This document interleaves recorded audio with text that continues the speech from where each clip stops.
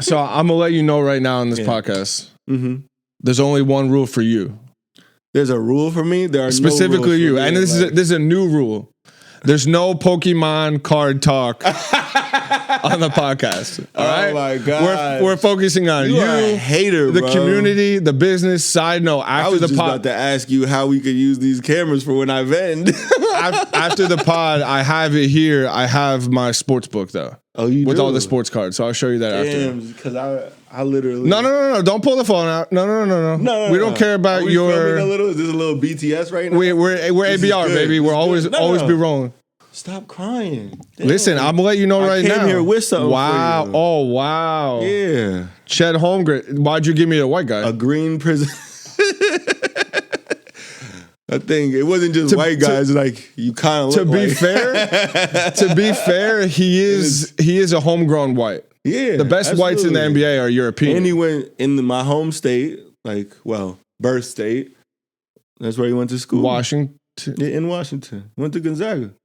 Gonzaga's in Washington? Yeah. You didn't know that? Shout out Chet Holmgren. Yeah. We'll tag him on this post. I appreciate it. Prism. I mean, it's not super rare, but we are filming on St. Patrick's Day. That's right.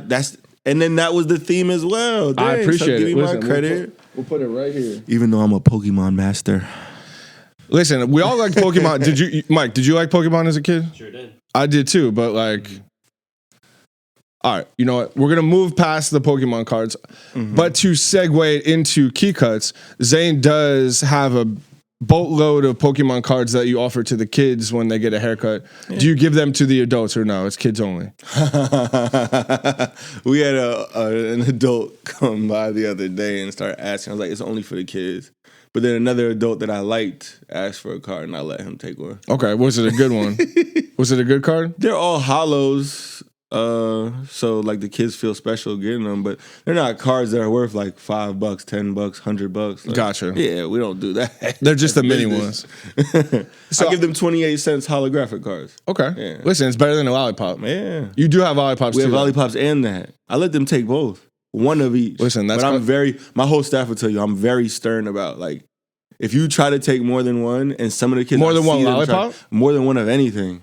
That's true because I call them out because I'm watching them with their hands in there, and I see who tries to grab 3 and tuck it to their jacket real quick. I hate that. I be calling out these little shits, man. But I love them. I love the families that come to my shop. You're gonna be on YouTube just yelling at a kid on Church Street. That's a fact. Speaking of Church Street, you are now the king of Church Street, right? Listen, let's not get your ego up and running, but you are on Church Street. You are the owner, operator of Key Cuts Barbershop. Thanks for the introduction. Right, there you go. Right now it's official. It's finally happening. but you didn't start on Church Street, right? No. So for the listeners, Church Street is a very popular street in Montclair, arguably the most coveted street that you can get a shop on, right? Very expensive, very high end, very cute. It was featured a bunch in The Sopranos for people out there that want to have some type of reference. Nanas. But it's not a street where real estate even comes up often. No. Right? You had a significantly smaller shop, also called Key Cuts, in downtown Montclair. Smaller in size, not in heart. Or... And revenue, maybe smaller in revenue. Definitely was. Yeah. Only had a couple chairs there, right? That's how we met. And I was thinking about it. Shout out to Tim Wright, who I haven't spoken of in a while. Yeah. But we were working years back, and he's like, yo, and I was like, I gotta get a haircut. And I wasn't gonna drive to his spot, the right cut. Is that correct? Yeah. I wasn't gonna go all the way down to Rutgers to get my cut. So he referred me to you. At that time, you were cutting for someone else. What was it? Where were you at? I was at a shop a couple blocks away V. from Sosa. where I am now, yeah. V. Sosa. Are they still around? Yeah, they're still around. Shout out V. Sosa. But I met you there. Then you decided to start your own business, right? So that's where I'm getting.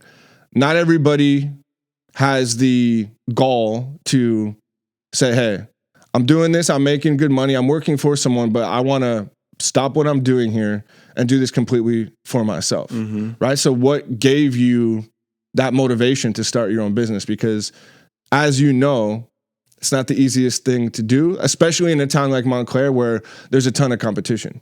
Mm-hmm. Yeah, so one, thanks for having me on here, but two, to answer your question, in short, it was what gave me the what was the catalyst, what made me kick off and do it. For me, I always knew once I saw what the number side of ownership could be, that's where I wanted my revenue to be at, and that's what I wanted to be a part of. And I also wanted to be more a part of the decision-making skills of running a business. So for me, I was tired of having ideas, giving marketing ideas, and doing things for other people's shops that benefited their whole shop. And I saw no percentage, no royalties, no part of that revenue stream besides what I was doing manually myself with my own hands. So to be interested in owning a shop is like when I was in cosmetology school, knowing that, hey, this is my master's instead of after graduating Rutgers in 2016. I was like, I'm going to get my master's now, but it's going to be me getting a cosmetology license in this 9-month program at Piscataway Votech. I was like, once I have a 3-year license, when I looked up all the rules, I'll have an experienced practicing license and I can own and manage my shop. Because in New Jersey, you're not allowed to, you have to have an experienced practicing license in your establishment when you have anything under cosmetology board. But, I knew it would have to be somebody else's license in there who could have some type of, not blackmail, but it's like when they blackmail. They have definitely not blackmail. They have like an incentive on you, like, gotcha. Hey, I have the experienced practicing license, so I know you need me. They're holding it over your head. Exactly, right? So holding it over my head, I didn't want anybody doing that, so I knew, all right, I'll work in and build my stuff up in the meantime. So first I was at, Rutgers Barbershop in Highland Park, and then I went and helped Tim when he announced to me on his when he was visiting for a pro day. He was already in the NFL about opening his own shop. I started to do marketing for him. Then I was like, I eventually wanted to be back up in the Montclair area because I'm from here, raised here, grew up in this town, part of this community. And when I get up here, it's like, hey man, like I really know that it's a very affluent town, but it's very diverse. So I know having a black ass shop in the middle of the heart of Montclair is something possible, which isn't as possible and welcomed in towns like, Verona, Nutley. Like, obviously I've gone and ate and hung out with so many people I know from these towns, but that's not the communal feel there. You know what I'm saying? Montclair is a bit different for sure. And it has a super strong black history to it, and the barbers I learned from in South End made me want to own a barbershop as well. So this was something to really answer what you said that was a flame inside of me from a younger age that I started to see, okay, a shop can do $500K in revenue. Lower tier shops do $300K in revenue. All right, let me see. What could an amazing shop do in revenue? And that was a conversation I even had with your business partner, Phil. Just like, I love when he asks the question that pushes you, and he goes, why not be the first barbershop that does $1 million sales in Montclair? And that's my goal. I saw the money, the capitalist side of how I could be successful in it, but I also knew this was something I enjoyed doing every day, shooting the shit with people while making them feel excellent when they leave my chair. Yeah, I think you hit on something that I never really realized until you kind of just said it, right?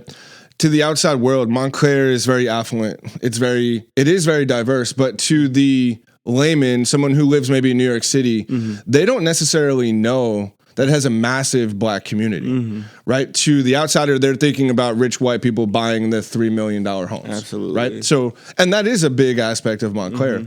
Now, going back to your shop, you are in the heart, the absolute heart of the town, right? So now that you are on this amazing street and you have this amazing community, how has the community received you? The cool part is that we were already, so you touched on it a little before, we were in the smaller establishment on Glenridge Ave and Bay Street, basically on the corner next to where Diesel and Duke used to be. Coincidentally, we moved to Church Street in Montclair, which is like basically coming from the edge of a town in a little commercial space where there's like 5 commercial spots underneath apartment buildings. It's a random location. Yeah. It's on the border of Glen Ridge, but like a part you don't even know exists of Glen Ridge, and near Mountainside Hospital. To then going to like the heart of a town that, the median house or the average house costs $1.2 million. I get what you're saying, but it's like when we moved to the bigger spot, I had so much community already, and then it magnified times 3 because it's the maximum exposure that we could have, right? And that's talking about like community that I already knew in town that wasn't supporting and coming to us, then they come.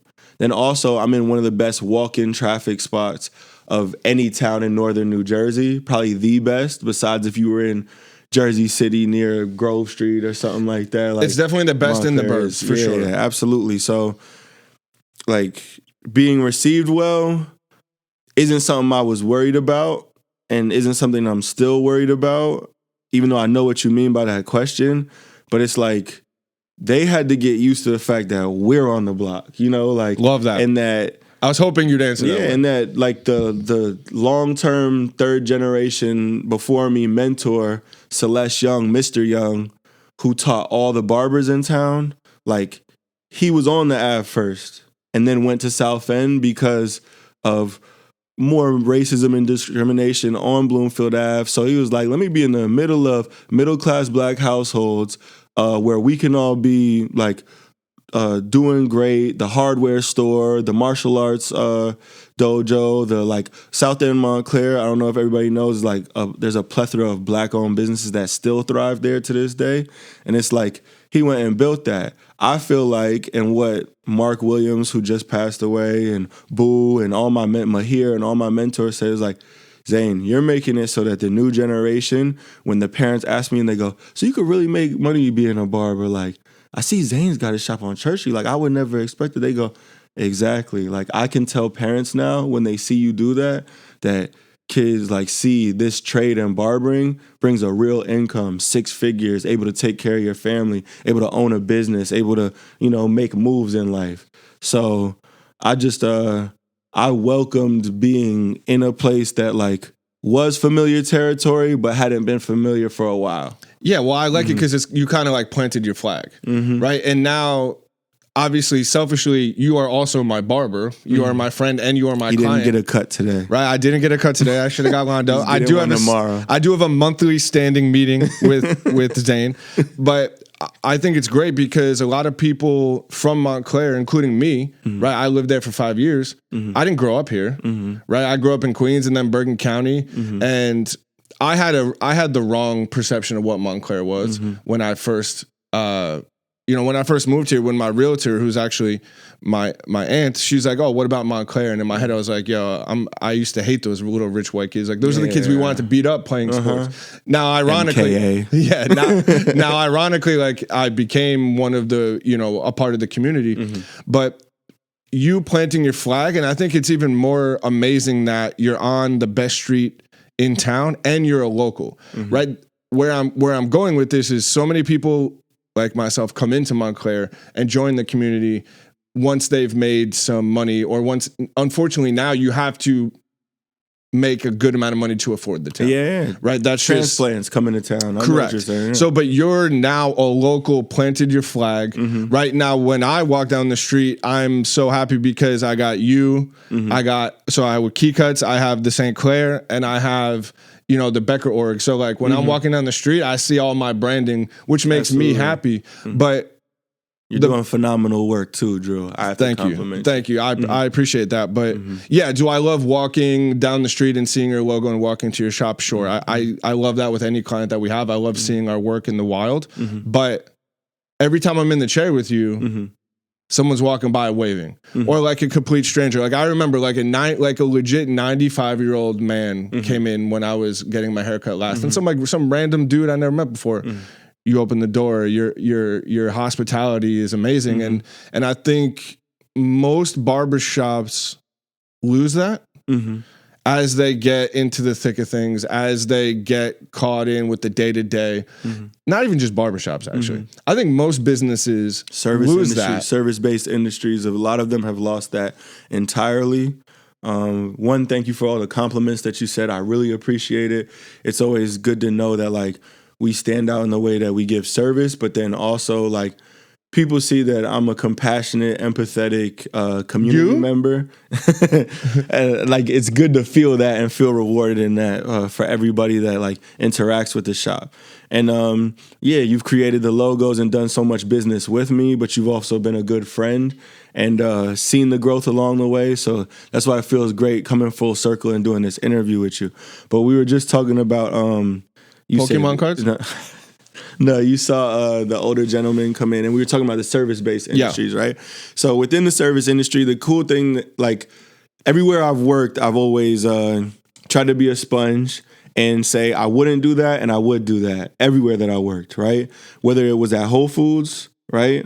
Whether it was at Market, which was a premier restaurant on Church Street, where I was a busboy, dishwasher, waiter, and I ended up being an expediter. And we ended up having a 3-star Michelin chef. Once again, all service really though. It's all about the people. Exactly. So, like, but everywhere I was working, it's like I took something from there, right? And it's like when you come back to owning your own business, you have to remember all those base plants in your mind about, like, what I would do and what I wouldn't do. And also how I would be there for my employee if I had somebody at the table, come here, boy. You know, like, specific interactions that would heat up one of your team members, knowing how to, 1, step in and diffuse the situation, 2, be there for your employee feeling disrespected, 3, like, I've thought of many different I'm half scenarios. laughing because, like, that's why I can't be in the service industry. Because that wouldn't waiting tables was the worst at times, and it was the best at times, right? Like,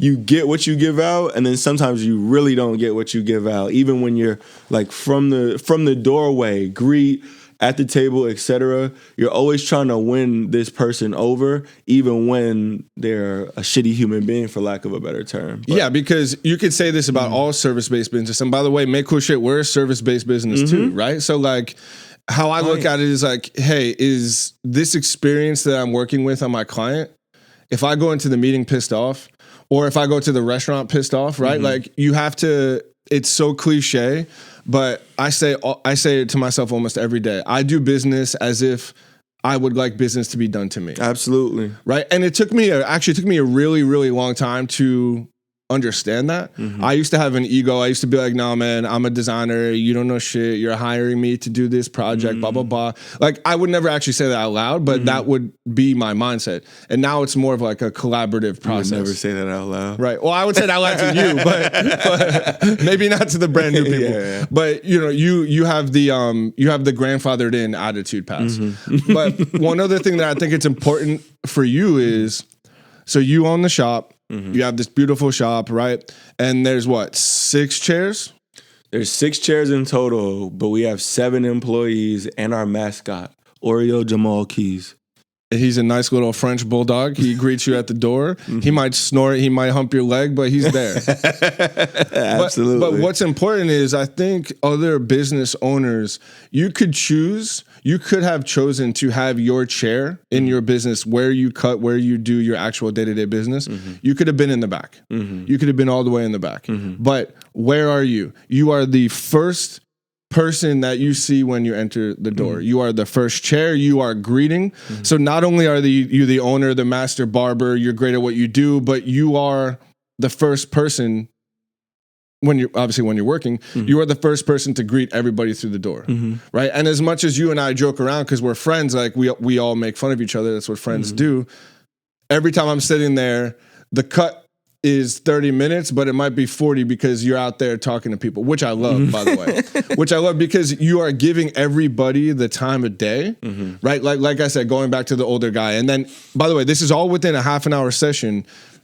95-year-old white guy, 80-year-old black guy, mixed race family with kids, right? Like, there's all different types of individuals that go into that place. Irish guy, right? But going back to getting my haircut, right?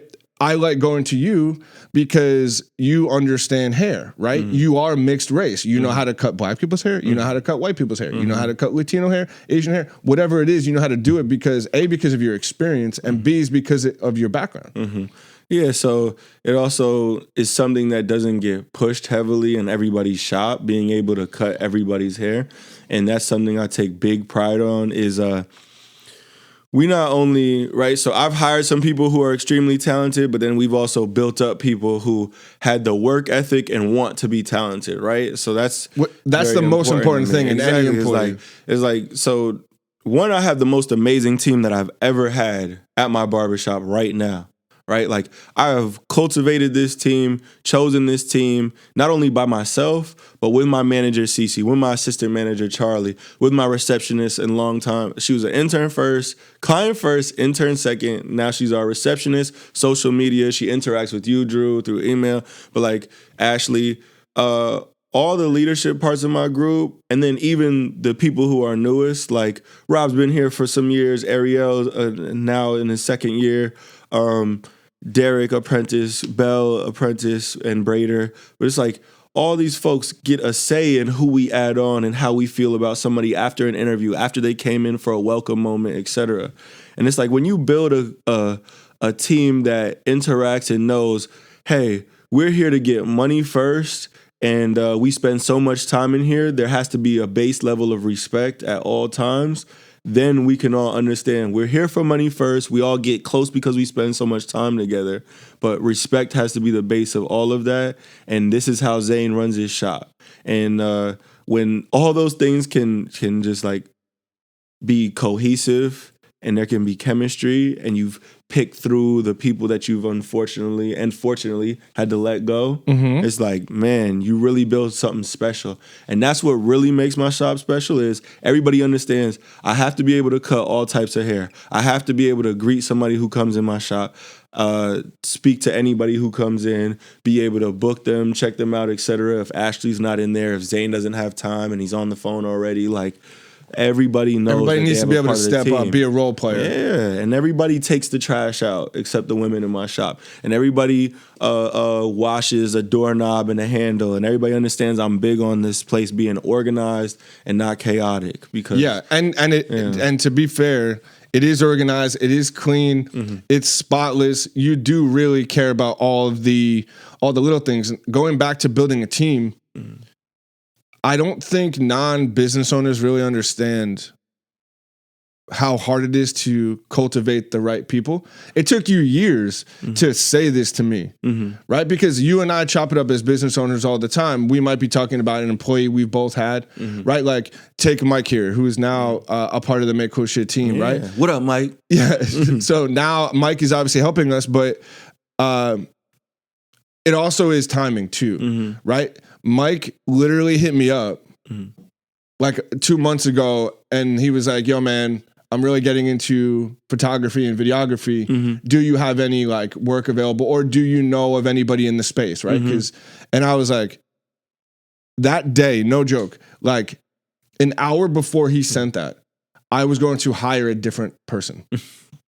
And the only reason I didn't hire that person is because he unfortunately told me that he had to sell his camera, right? So I was like, well, that's kind of a deal breaker in this scenario, right? No offense to him, but we're not laughing at them, but it's a big deal. But I was like, okay, listen, let me get back to you. And then literally an hour later, he hit me up. Now I already knew Mike, right? So I didn't have to interview him and do all that stuff. I already knew how he carried himself. But finding the right team members, right? I have Richie now as the designer. I have all my freelancers that we use. It took me forever to cultivate the right people because, to your point, you spend more time with your employees usually than you do with your own family, right? And your employees do become your family. I personally can only really speak on Cece because I've known her the longest, right? Like if I saw Cece out in the wild outside of the shop, like I would gladly have a conversation with her, right? And I know it would be like we picked off like just like a combo in the exactly shop. Like, but you don't really get that, right? And it takes so long as a business owner to cultivate that. And you kind of hit on it, and Phil does it all the time, right? Sometimes it's tough as a business owner. You might have an employee that makes you so much fucking money, but they're just a shitty person, you got to get rid of that person. Yeah. As much as you love money, listen, I'll be the first one. I love money, right? I love building the business, but if someone that works for me is a douche or just a bad person or a bad employee, it rubs off the wrong way, and more importantly, it gives the name of my company a bad rep. And it not only rubs off, like in just yeah, man. When you keep that around, it rubs off it rubs off in a way of not just people like mirroring that, but people who don't like that behavior, who are on your team, and look at you as like, damn, you got favorites, you let that happen, and you let exactly. Yeah. So it makes you look like which a weak is worse, leader. by the way. Yeah. So like, there's been a couple times where like I've waited till something got to a boiling point, and fortunately, unfortunately, some of us like that's how it goes being a business owner. And there were red flags and signs earlier, and you go and talk to mentors and people in the same situation, et cetera. And it's like you get to it and you go, not yet. And it's just like I have learned that sometimes it's just like when I feel I'm tired of somebody. It's a gut. Like, it's a gut feeling. It's like when you're tired of me and Phil had a great conversation. Like when you get to a point where you just go, you know what? Like I'm tired of repeating myself to this specific person, and it's like I'm done. It's like that's how it goes for me. It's just this moment in my head where I'm like, all right, I'm done. Yeah, it's time to sever this relationship, cut ties, give them an opportunity to work elsewhere. You know what I'm saying? Like, shout out to Phil because that's his thing, yeah. Right? I'm gonna give you the opportunity to shine somewhere else, right? But it's important, right? Because I've kept employees longer than I could have because I know it takes me longer to find someone talented that is in my price range. Yada yada yada. Right? Every business owner has the same issues that they go through, but I think if you curate the right team. And you keep that in mind forever, right? Because there's going to come a day where your current team member, someone moves on. Maybe someone wants to build their own shop. I'm always thinking of that, bro. Right? Like, but I also know you're the person, right? I'm making this up, right? I'll just use CC because I know her the longest. CC could come up to you and be like, hey, Zane, like, I appreciate everything, but it's time for me to do this on my own. You're now the type of person where you might be like, all right, cool, I'll invest. Yeah. I mean, so when I hire people, I tell them all of these possibilities. In the beginning, straightforward. Yeah. That's like one thing is, okay, so a little bit of like the more spiritual side of things, which I'm not religious, but just I believe there are things that go the way they go and are meant to happen, right? But when I went and met my dad for the first time since he had like stepped out of me and my mom's life, but my life in particular, about 3-4 years old, I went to Seattle, I visited. And I told my sister I want to meet him. She told him to come meet her. He didn't know I was coming up there. Surprise came up. We had a conversation, a whole interaction. It was a very powerful moment for me. Coming from a single parent household, just me and my mom, being a mixed race child, black and white, and my dad being black and my mom being white. Like getting to that with all of that, all the questions I had in my life, all those things. I got to a point where like, understanding, like one, I put this person way too high of a priority on my list of like thoughts, right? Holding on to anger, holding on to depression, holding on to dark moments, right? Like way too long to the point where I was like, don't hold on to things. And one of the things that I knew holding on to too long was lying, which I'm not going to sit here and say like I was a habitual liar and lie like this, but it's like white lies and small lies are like not living in your full truth at moments. Like, man, like it's such a waste of time because it's a waste of energy and it harbors onto you and it holds onto you.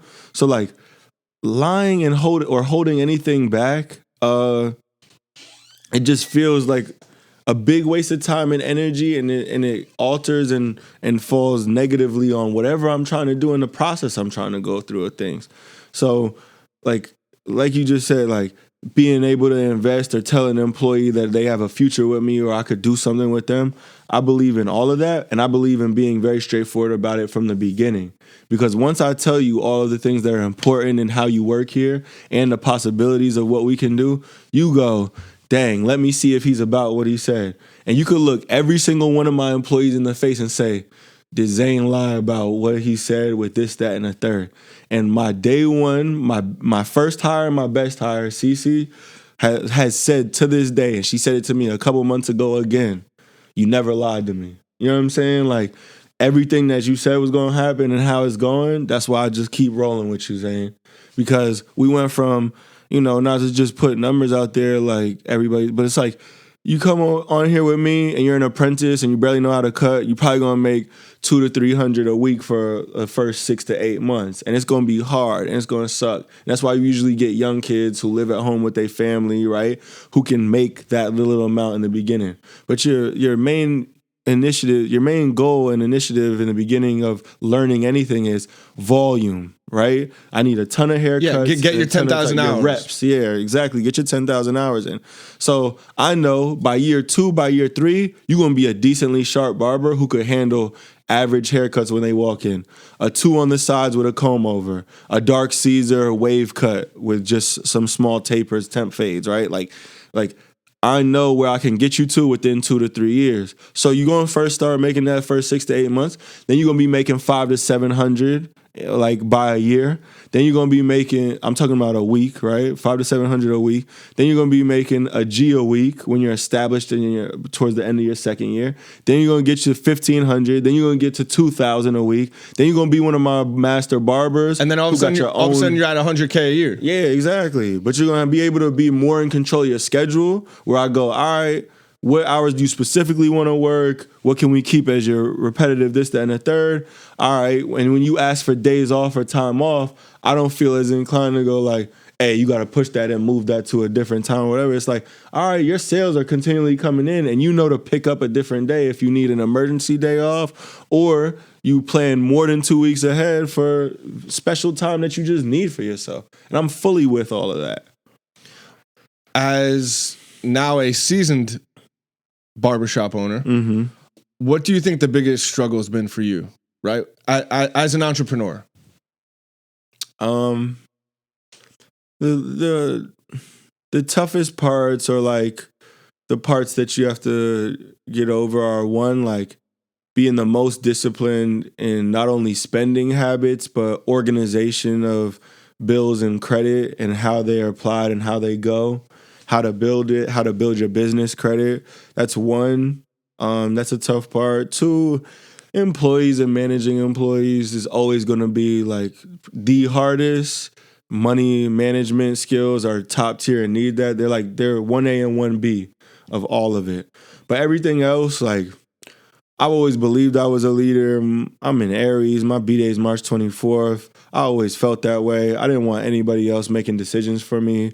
I've been pretty strong in that and knowing that, like, one, I care about people that I'm leading, right? So I genuinely am thrilled and elevated in life when I see people doing better. Like, I've seen people go from living with their parents, multiple people, like working for me, working with me, for me, being a part of my team. Going from like living with their parents to getting a new car, having their own apartment, other folks being able to like take custody back of their child and like live a great life, right?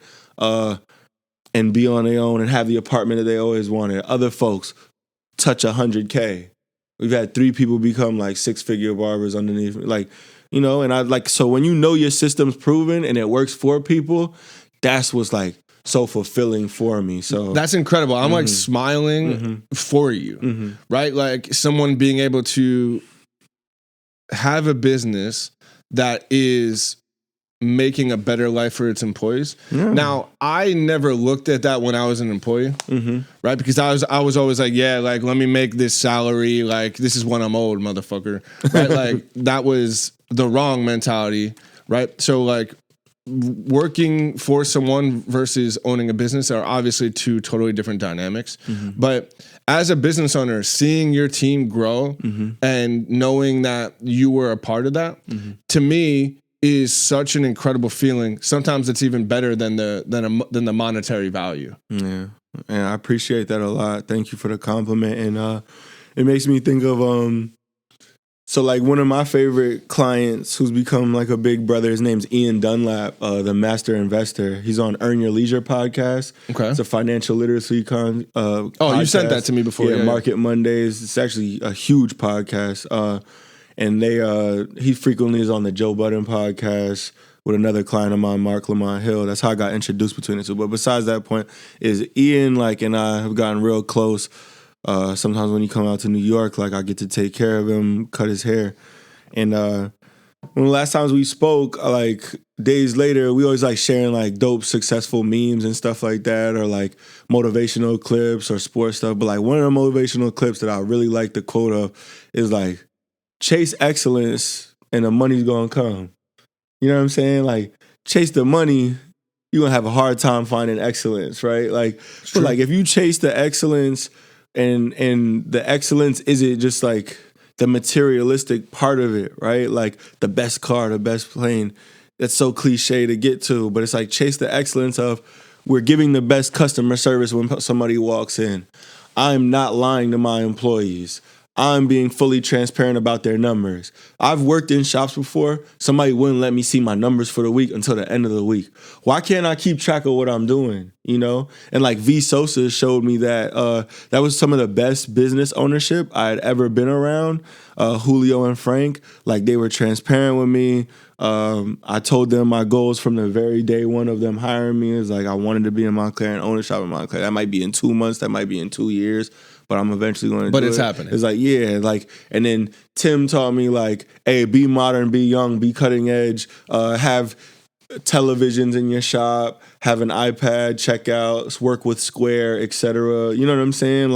There were different aspects everywhere. Darren was a very community, they called him D Nice, D Styles. He was from the Bronx, Puerto Rican barber in Highland Park. And most of the clients I had there were some Hasidic Jews, some Indian kids who went to Rutgers, some what else? Black folks who were on the football team at Rutgers, coaches. I cut some of my maintenance workers, etc. This all chasing excellence along this whole journey of barbering is what brings you to the point where I can be so appreciative of what I've built it up to. And I still don't ever think it's enough, man. And that's what chasing excellence is, and why Nipsey Hussle is my favorite rapper. It's a marathon, not a sprint. We running all these miles and I'm never done running because I'm gonna outlast you with my work ethic and what I want to do and accomplish. Yeah, I think it's important because it's also a craft. Mm-hmm. Right, so you also need to continuously get better at your craft. I try to make sure, in design or art and drawing in general, I try to say to myself, I still got to try to learn something new every day, mm-hmm. right? Because the day you stop becoming a barber, mm-hmm. At least mindset, right? Maybe down the line you're not cutting every day, or I'm not designing every day, right? Because mm-hmm. we're both owner operators right now. Mm-hmm. But the day you lose that mindset of oh, I know everything about cutting. Mm-hmm. Or I know everything about design. That day you have that thought, that is when your business starts to go down. Right? So it's important for you to be I can cut any different race, any different age, any mm-hmm. different sex, any whatever different hair texture, yeah. Right? If you come in here, I got you. Mm-hmm. Right? And I think a lot of barbershops, right? Going back to my family, my wife's side of the family is all Dominican. Most of the people go to Dominican barbers, mm-hmm. right? And most Jewish people might go to Jewish barbers. Most mm-hmm. Italian people go to Italian barbers, right? Usually you stick, cliche-wise, people stick within their tribe, right? Mm-hmm. But you walk into Key Cuts, and there are other barbershops out there that are like you, but like I said, man, I've been just yours. I've been in the chair with you, and I'm sitting there watching, and I'm wow, man, I can't believe the amount of diversity in sex, age, ethnicity, whatever it is, right? You just have all different types of people that are coming through your shop, mm-hmm. which is a testament to you and your employees, and mm-hmm. also a testament to the town, mm-hmm. right? So I love seeing that. You're yeah, Black-owned business, mm-hmm. middle of Church Street. I'm a local. Mm-hmm. My flag has been planted, mm-hmm. right? I never really thought about it like that before, because that's why I love this podcast, right? Mm-hmm. I get to sit down and actually talk with you for 40 minutes straight. In a professional setting. In a professional, yeah. If this was, as soon as the cameras go a lot off, more jabs in person. It's gonna be a little bit different. We like to jab. But looking at it, it's actually pretty incredible what you're doing. So I wanted to give you your flowers here recorded, so that when the cameras do go off, you could talk shit about it. Yeah. But honestly, I think it's amazing, and I think it's just a matter of time before there's Key Cuts number 2, Key Cuts number 3. Mm-hmm. So to that point, do you see that being an expansion of the business? I see myself investing in my in some of my team members. Invested in some of my team members and their dreams, whether it's to work on set and help them establish like, you know, a way that we can make that a bigger establishment or union of barbers. What does that mean? Whether that's on set, what does that mean? On set, like TV and film set. Oh, gotcha. Okay, yeah, absolutely. Yeah. You know, maybe become part of a union. I've been talking to a couple of folks. The thing is, like, I already get some of those jobs without being in a union. So I've had an OG who's like, you don't need it, but at the same time, it's helpful. There's pros and cons to both, like, is what I've been explaining. And then also investing in my barbers who want to open shops, absolutely. Because I tell them I'm always a possible business partner if you like the way that I do business, right? If you're an employee for over a year, 2 years, I assume that you like how I do business and we can go and do something together. So yeah, I always see that, enjoy that, and see that as a possibility in the future. But my main goal is making this shop do $1 million in revenue, because that means every single team member is making 6 figures and they're able to take care of themselves and their families. And you know, 6 figures isn't what it was 5 or 6 years ago, right before the shutdown. And I like whatever can make sure that my employees are comfortable in the lives that they're living and they're proud to work where I'm at. Like, that's what I'm about. So having 2 or 3 shops, that gets stressful, man. And you got to have somebody who's like your right hand, like a CC, like a Charlie, like in those shops, running those the way that you want them to and it would expect them to. So I don't like that that's not exactly my goal, is like a 2nd and 3rd shop, but it's like maximizing earning potential where I'm at and excellence where I'm at right now. And we were talking earlier, like, about the service-based industry. Like, it really fell off after the shutdown, after COVID, bro, because people realized, I believe, just like in a blink of an eye, how the world can change, laws can change, transportation can change, politics can change, right? And it's just like, since the shutdown, the change in the service industry, that's what I wanted to touch on earlier, has been monumental. And in what way? In the way of how we were negatively. saying, like, hiring process, how many people you got to go through of who you can keep on, how people even care to like do service well. Like, most of these 80% of the restaurants that I have been going to and don't go to, like, just have gone and experienced in the last 5-6 years, I don't see waiters like waiting tables like with the expectations of what I was expected to do as a young waiter in a decent and a high-end restaurant. Like, I don't experience that at a lot of places that I go to. And I like to go and eat by myself at a lot of places. And it's like, you know, you do have to pay a premium to get much better service now. Like, I go to some places in town in Montclair, and they treat me nicer because I'm a business owner. But some of the ones who don't know that I'm Give me a those business names owner, right now. No, okay. Shit, you know me. But so, like, when I go in there sometimes and somebody doesn't know I'm a business owner, and like the way that they go about serve it, like, hello, greetings. Yeah. You know, like, how you so, doing, like, sir? Yeah. Like, there's just like a lot of people are skipping over that at so many places. That's why it's nice to be in New Jersey, where there's the most diners than any state in the United States, right? It's because you can still go to some of these old-fashioned diners where, like, I know half the staff voted different than me, but like, I'm gonna get treated like I'm a good person, like I'm family. Like, What's your favorite diner? Favorite Diner in New Jersey? Tops, bro. I was gonna say mine's amazing. Tops is amazing. I used to go to the Metuchen Diner and have a good time down there. I like the Pancake House. Is it the Pancake House? Damn, I'm messing up the name. Up in Caldwell. Pancake Factory. No, it's OHOP, the original Pancake House. Yeah, the original Pancake House. IHOP. Yeah, it's called IHOP. OHOP. Original House of Who Pancakes. stole from who? Yeah. Well, I don't know, but we showing love to small businesses and local business. And then, Metuchen Diner, I used to frequent heavy when I was down in New Brunswick, Piscataway, all that area around Rutgers. So, yeah, man, like, I just...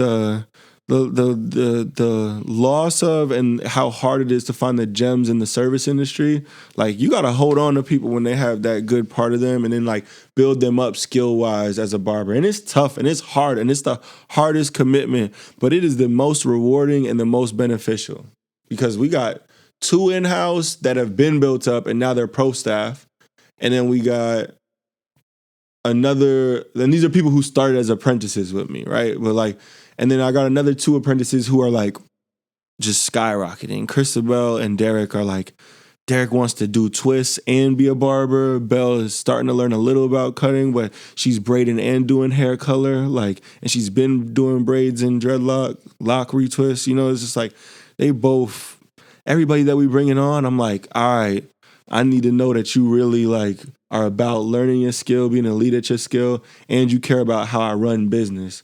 And I have one-on-one big-time exit meetings at the end of each year. And now we try to do it like every 3 to 4 months, just catch up one-on-one meetings. Like running your business, like taking it seriously, man, and respecting what you have is big. Respect what you have, respect the process, respect your employees. Respect is number 1 top tier in all businesses to me.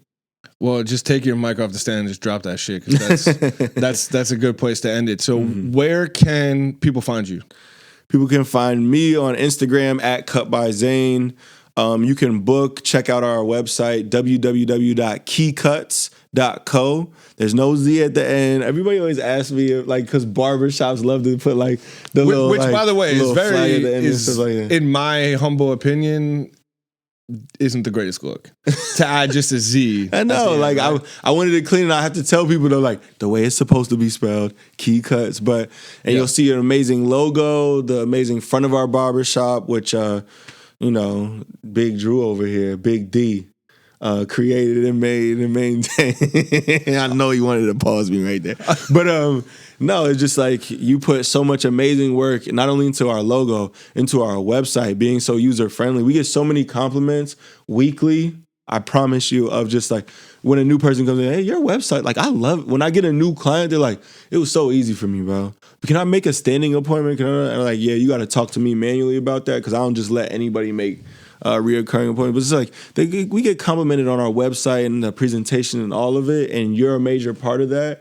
And I knew when I started making bigger bucks, it's like, I know we did a smaller project when we first opened the shop at the smaller location. And then it was like, hey, Drew, now I know I got to throw you some bigger bread and do this. And like, I can send people to you to recommend which for your you do, business, which is always like, appreciated. But that's how it's supposed to be. You're supposed to work with people who respect and do good business with you constantly, because that just builds you both till y'all both at a level where the respect is taking you with the excellence to a whole new atmosphere. Yeah, it's not a competition. Everybody can eat. Mm-hmm. Everybody. And on that note, see you guys next week. Yeah. Thanks for having me on, Drew. Of course, man. Love the fit, by the way. Let's do an awkward. That was awkward. Yeah, make sure you got that on camera.